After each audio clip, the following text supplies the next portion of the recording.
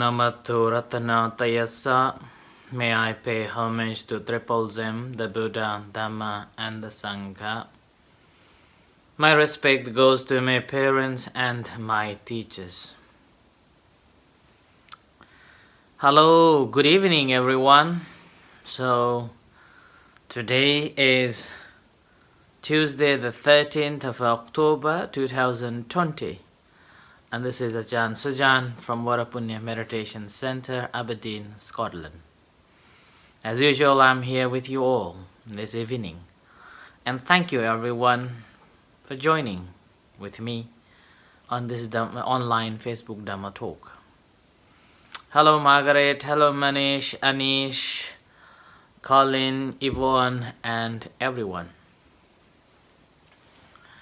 So today is a very special day for particularly Thai people, and a very sad day, the day when the previous King Rama IX passed away. And coincidentally, on the same day, one of my respected Venerable Sambun also passed away last year on the same day today. So this is quite a remarkable or remembering day for the center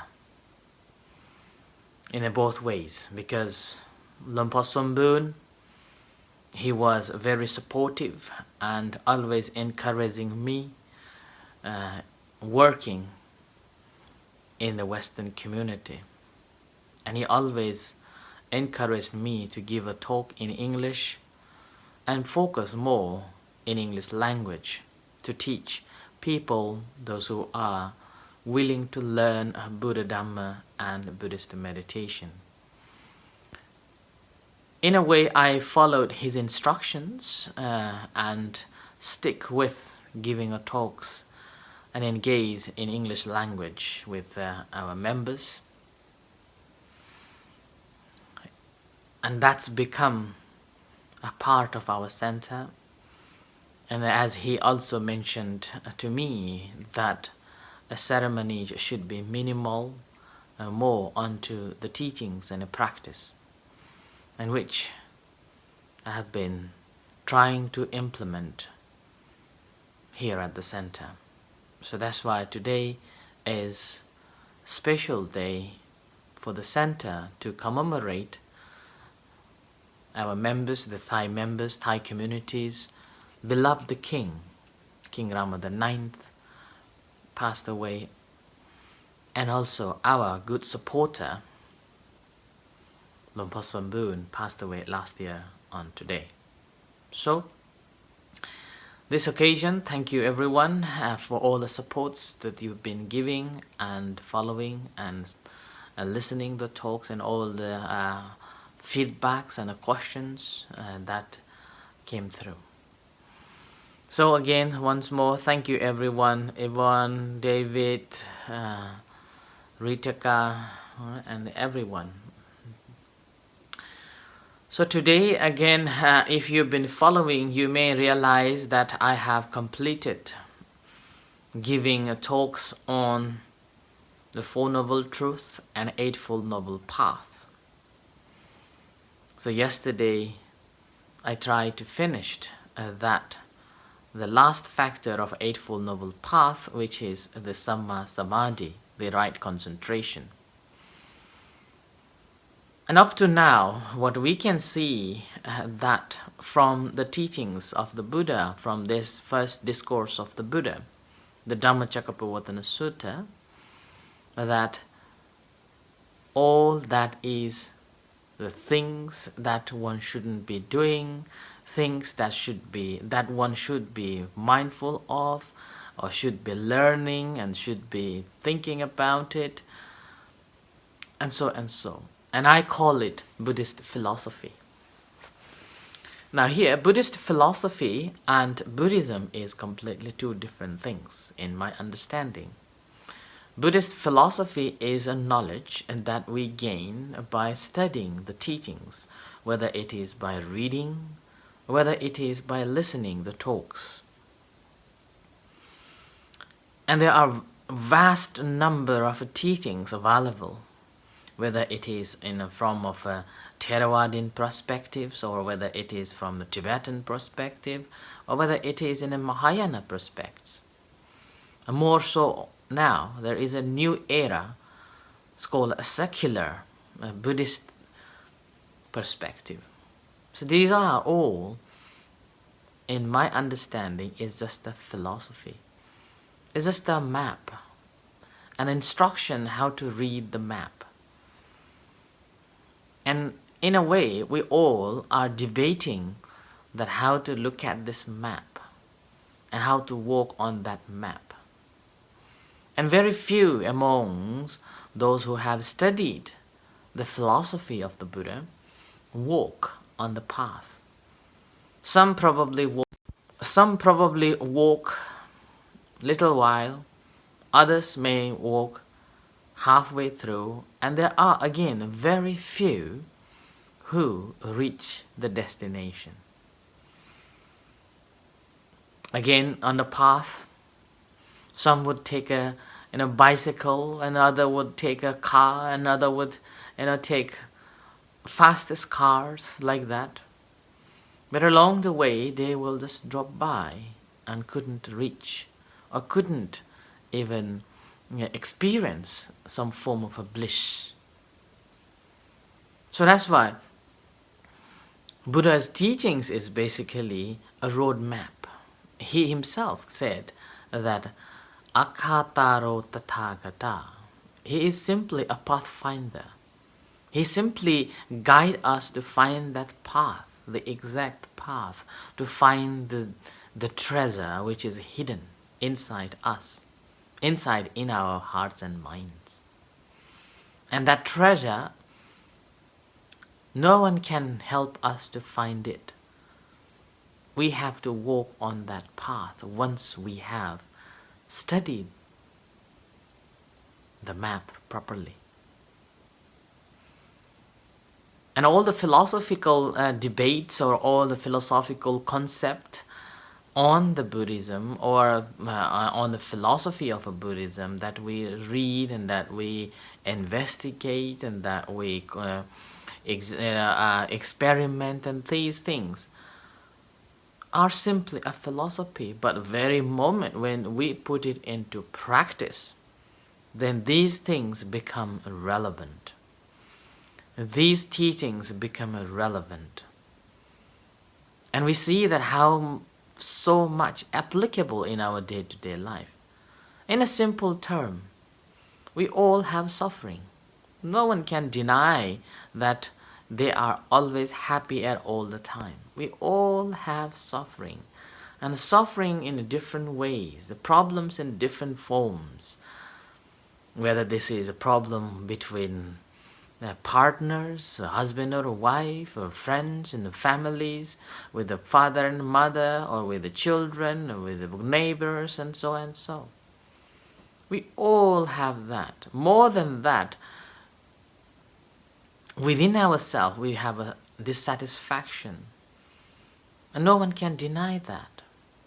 But the question is, whether do we really understand that? Whether we really understood that I am having a problem, and this problem is not for just this life but also long life in the samsara. And these sufferings, and we do know that there is a cause for that suffering, and this suffering can be ended, and there is a way to end the suffering. And this is what we need to realize. And all these Four Noble Truths and Eightfold Noble Path that I've been explaining for over 3 months, that's only the technique or tools to read the roadmap of the Buddha or Buddhism. And the very moment when you feel, when you experience the test of it, then it's becoming to be a real Buddhist. And becoming to enlightening yourself by understanding each and every doctrines of the Buddha. The fascinating or amazing thing that I have found in Buddha's teachings is that doesn't matter where do you start studying, whether it is starting from only one doctrine or whether you are starting from, let's say, the major doctrine. Every doctrines will be interlinked each other. Every teachings will be connected from the beginning to the end. There is no break. There is no gaps. So that's why this first discourse of the Buddha, the Dhammacakkappavattana Sutta, is a foundation ground for all the teachings. But the very moment once you realize that this is, that moment knowledge arises. And all these studies, all these listening, the talks are not just for the intellectual entertainment or intellectual exercise, but learn to know how to use map and work on that and walking on that path. The very moment when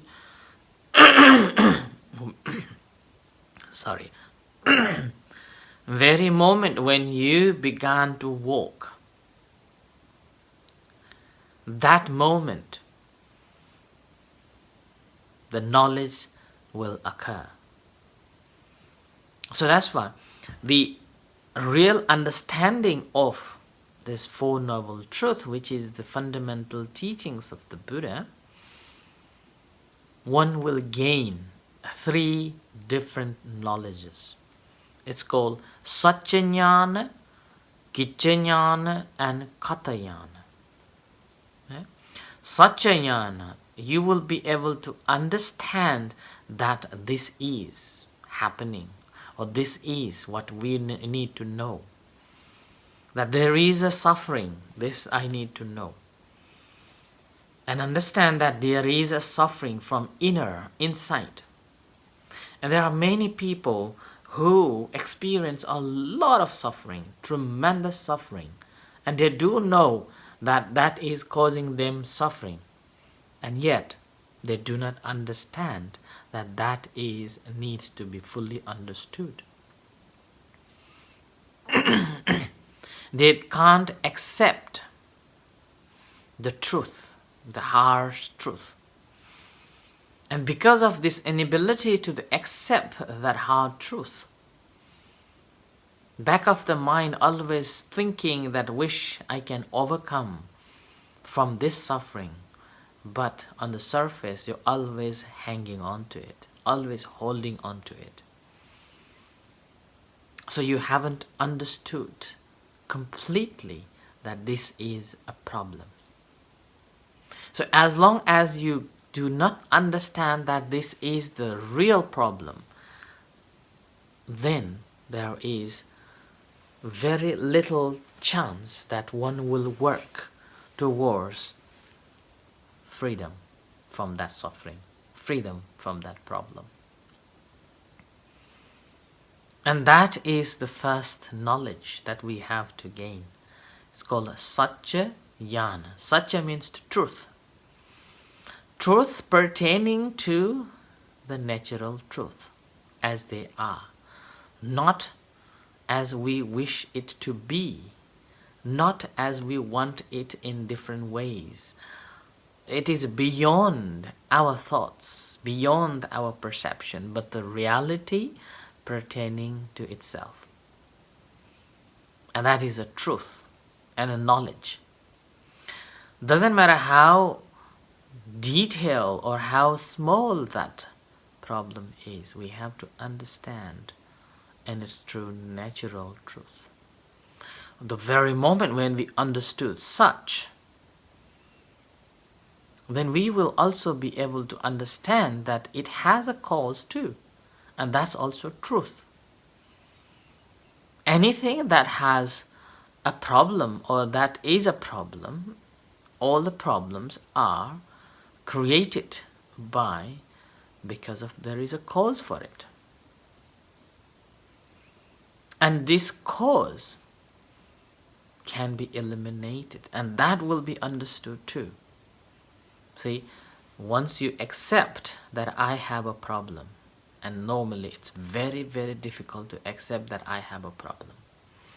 But the very moment when you accept that I have a problem, that you have understood the reality of that truth, that suffering. Okay? So, and that realization helps us to understand that this problem was created because there is something is enforcing, something is causing. There is a cause for it. And once we know the cause for it, and we do know that it can be cured. And this needs to be understood too. And there is a way. And we will try to find the ways to cure that or solve that problem. Different ways, different forms. Maybe sometimes you may have to wake all day, all night long and working on that. Or other times you may have to ask some supports from your close friends or close family, or maybe professional supports. There is always a way. We never be out of a way to solve the problem. There is a saying that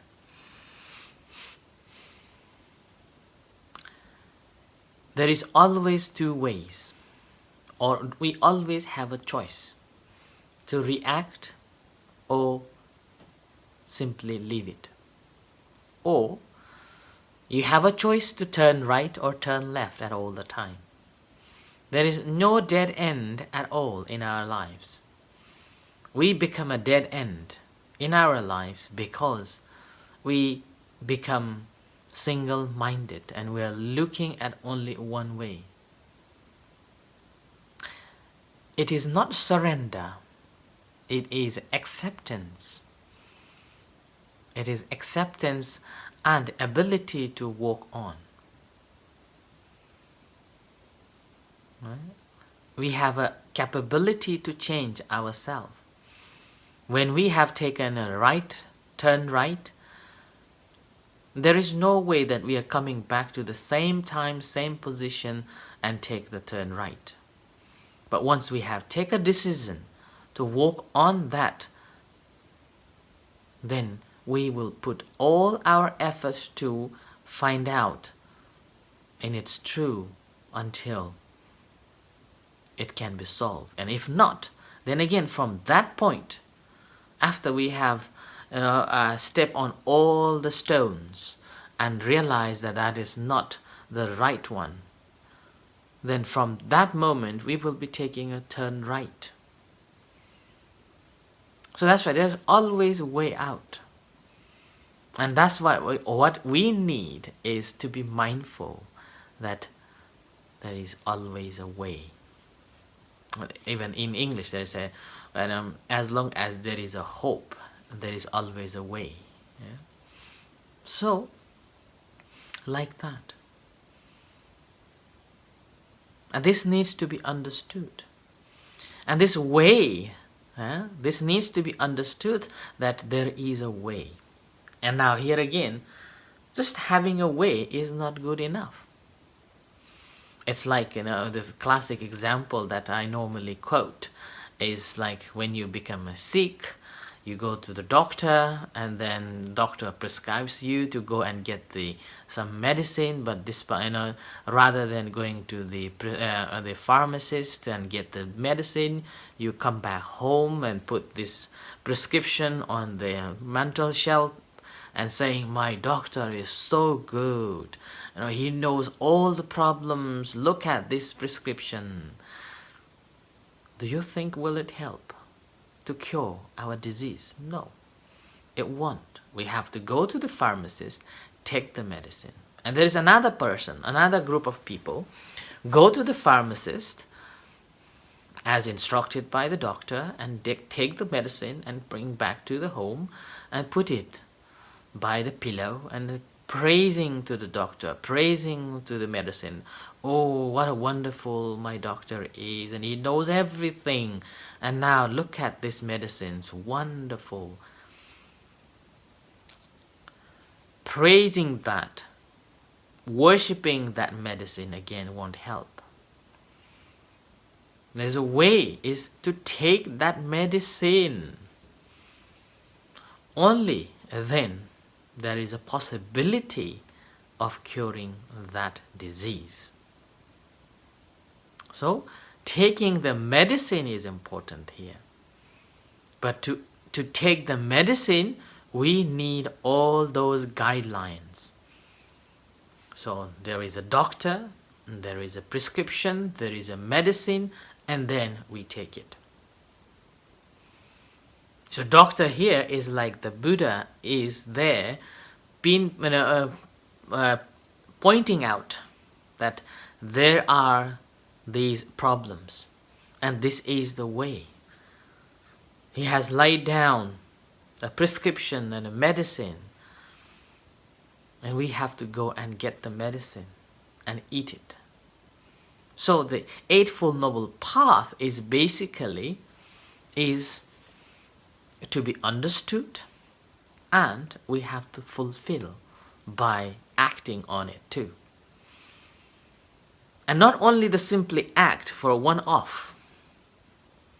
Just did it, fully understood the suffering, fully understood that it has a cause.